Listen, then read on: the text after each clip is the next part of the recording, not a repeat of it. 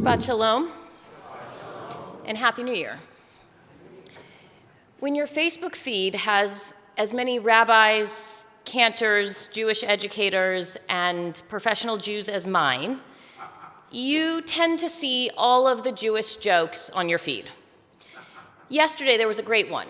It was Larry David, or a picture of Larry David with the caption, "Jewish man who repented in October sees no reason to better himself this January." But here's the thing I would ask Larry David, or at least the creator of the meme.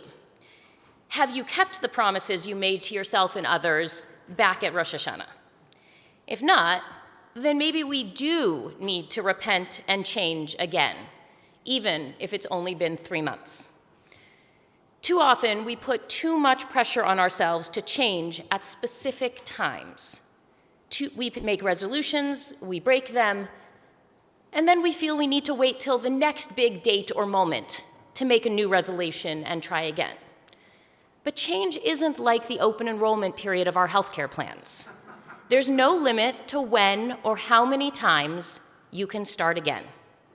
And just because you already missed a day at the gym or had the extra cookie at dessert doesn't mean that the entire 2026 year is shot. In fact, change is really hard. In order to successfully change, you will likely experience many, many setbacks along the way. If we let each one derail us, then we will never get a chance to make lasting change. Change is so hard that the research book Immunity to Change authors Lisa Leahy and Robert Keegan argue that even when doctors warn their heart patients that without lifestyle changes to their habits, they will die, only 1 in 7 are able to make those changes. Even when doctors warn their patients that without changes, it will lead to death, only 1 in 7 are successful. If the very real threat of death isn't enough to get someone to make lasting change, what makes us think that the changing of a numerical year on the calendar will ever be enough? In the same vein, Yom Kippur is about forgiveness, but it is not the only time we are supposed to ask for forgiveness. Far from it. In traditional Jewish prayer, there's a shortened version of Vidui in our regular prayer service, reminding us that we are constantly making mistakes and needing to start over. While we're supposed to think about all the ways we can better ourselves as we approach Rosh Hashanah or in the secular year, January 1st, this shouldn't be the only time we endeavor to better ourselves. I once read, and I can't remember who to attribute this to, that more than being careful of our actions from Rosh Hashanah to Yom Kippur, we should actually be careful of our actions from Yom Kippur through Rosh Hashanah, the rest of the year. This week we read Parshat Vayechi. It's the last parsha in the book of Genesis, or Breshit. This first book of Torah is a long and often contentious telling of our communal family history. Throughout the book, we see rivalries and deceits, fratricide.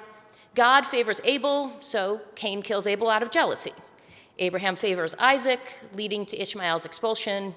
Isaac, in turn, blesses Jacob over Esau, leading to Esau threatening Jacob's life. Jacob, having not yet learned the pattern, makes the mistake of favoring Joseph, leading the other 11 brothers to throw him into a pit.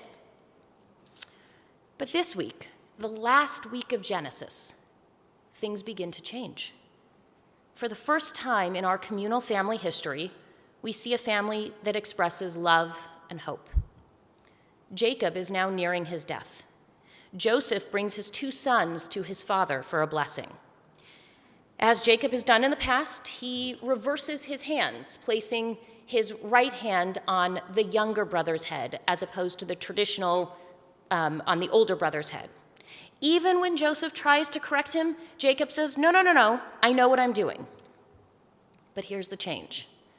Unlike the other sets of brothers, Ephraim and Manasseh don't fight over it. In fact, each week, parents traditionally bless their sons with the words of, "May you be like Ephraim and Manasseh." brothers who finally found a way to get along. But more than just Ephraim and Manasseh, we also see Joseph and his brothers finally change their behavior towards one another and reach true forgiveness. Shortly after Jacob blesses Joseph's sons and later his own children, he dies. The other brothers are now afraid that with Jacob gone, Joseph will finally take revenge for their actions of throwing him into a pit so many years ago. They again approach Joseph asking for forgiveness, but he assures them that although they may have meant him harm, he now sees that that action was actually part of God's plan that allowed him to be in a position to save not only Egypt, but his family and the whole region from famine. Only by Joseph deciding to change his perspective and give up his anger and resentment towards his brothers are we able to see a lasting change in behavior. But this comes after failed attempts to change and better behavior. After all, it was Joseph's inability to curtail his bragging that got him thrown into the pit so many years earlier. As a result of both the repair of the brothers' relationships and Ephraim and Manasseh's ability to look past the cycle of fratricide, we move into the book of Exodus as a changed people. In the first paragraph of Exodus, we will be referred to as a people, for the first time. Having finally learned to get along, we could grow beyond simple family dynamics and into a nation of people who learn to rely on one another and trust one another. This week, we are reminded from both the religious and the secular worlds that although change is hard, it is doable and worth the result. So don't let the date discourage you from continuing to try to change just because we might have broken our resolutions at Rosh Hashanah or even our New Year's resolutions. It doesn't mean we shouldn't try again. And more importantly, if you fail, you can start again on January 4th, January 14th, or even December 14th. Because there are no shortcuts to lasting change. It takes hard work and often many false starts. There's a tradition at the end of each Torah book, as we finish reading each book of Torah, we say the words chazak, chazak, v'nit chazek. Be strong, and together we will be strengthened. And tonight, that saying has extra meaning, as we will be not only closing the book of Genesis, but we have just closed the book on 2025. May we as a people move from strength to strength, as a community and as a world.